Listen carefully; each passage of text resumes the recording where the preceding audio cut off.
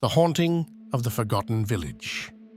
Deep in the heart of a forgotten village lay a house that locals dared not approach. It wasn't just the rotting timbers or the suffocating air of decay, it was the stories whispered by those brave, or foolish, enough to wander too close.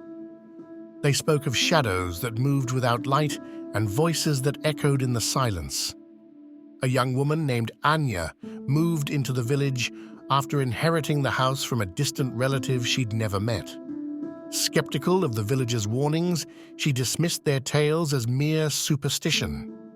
Armed with her logical mind and a will to renovate the old property, she stepped into her new home one misty morning, unaware she was being watched. That first night, the house seemed alive. The creaks of the wooden floor sounded like footsteps trailing her movements. A faint whisper echoed from the empty rooms, too indistinct to make out. Assuming it was her imagination, or maybe an old house settling, she went to bed. She woke abruptly at 3:07 a.m., her room bathed in an unnatural chill. The mirror on the wall reflected her room, but with one harrowing difference. A figure stood just behind her bed, its eyes glowing like smoldering coals.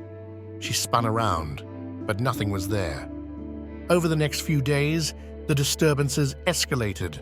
Anya would find objects moved from where she left them, her reflection sometimes lingering in the mirror after she walked away. At night, faint scratching echoed from within the walls, always at the same time, 3:07 a.m. Determined to uncover the truth, she delved into the history of the house. What she found was chilling. Decades ago, the house had been owned by a reclusive watchmaker named Victor, who was obsessed with time. His experiments drove him mad, and one fateful night, the house burned, consuming him and his sinister creations. Yet the house had not been empty. Anya discovered a journal in the attic.